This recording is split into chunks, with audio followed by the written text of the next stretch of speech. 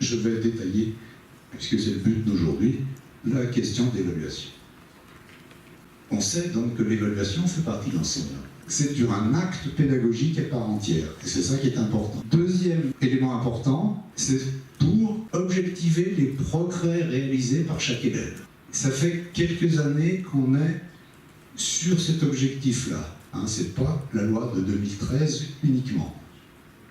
Et la loi de 2013 insiste à partir des lois précédentes. Maintenant, on est dans une société inclusive où l'important, c'est de vivre bien, de vivre ensemble, de vivre le mieux possible, sans que certaines personnes soient exclues du système et soient des poids pour la société, puis soient, comme tous ceux qui sont exclus, dans une situation sociale, psychologique qui soit intenable et qui ne soit pas supportable et qui ne soit pas normale. Donc on est dans une citoyenneté de rassemblement, de solidarité, même si certains ne le montrent pas en ce moment, même si il y a des tendances toujours à dire non, nous on fait partie de la classe sociale la plus privilégiée et les autres on qu'à se débrouiller. Mais l'idée de l'école laïque, citoyenne, c'est ça. Et ça passe par l'évaluation. Donc l'évaluation, elle est vraiment là pour montrer les progrès et faire en sorte que les élèves progressent. Donc vous, à votre niveau, il faut vous inscrire dans cette perspective, même si, peut-être qu'en tant qu'élève, et certainement en tant qu'élève de professeur qui avait été enseigné dans un autre système, vous avez d'autres habitudes en tête. Donc c'est ce que l'on va détailler aujourd'hui. Deuxième point qui est indiqué dans les programmes, c'est qu'il y a deux sortes d'évaluation. Il y a une évaluation donc régulière, quotidienne, et puis il y a une évaluation bilan, donc périodique. Et que les deux doivent être liés, bien évidemment.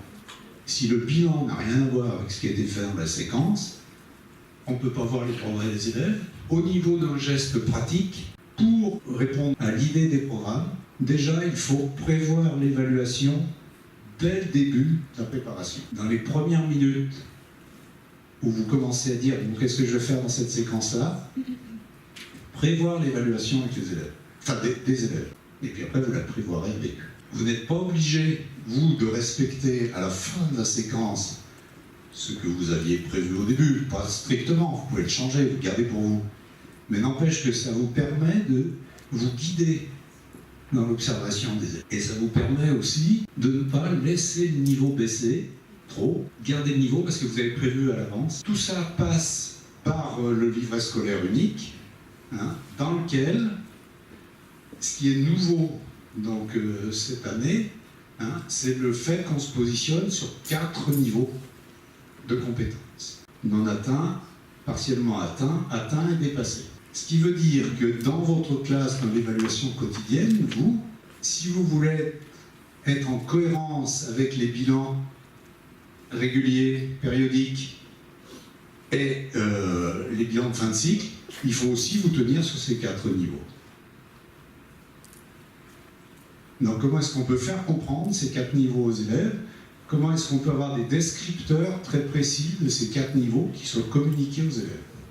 Ces questions-là sont des affaires d'équipe.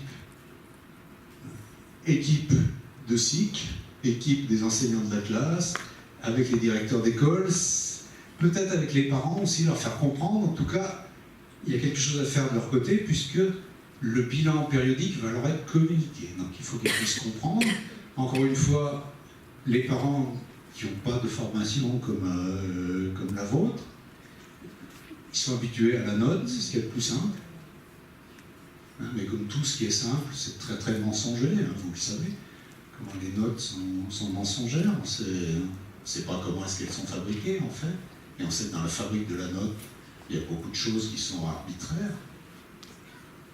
Et puis on sait que la note peut être très démobilisatrice pour les très bons élèves. Quand ils passent de 18 à 15,5, ça peut être une catastrophe, ça peut les démobiliser. Comme pour les élèves en très grande difficulté, quand ils passent de 1 à 2, de 2 à 3, de 5 à 6, de 7 à 8 même, ils savent qu'ils sont en dessous de la moyenne, et puis c'est tout. hein, donc ça ne les mobilise pas. Donc il va falloir trouver autre chose et on va trouver autre chose.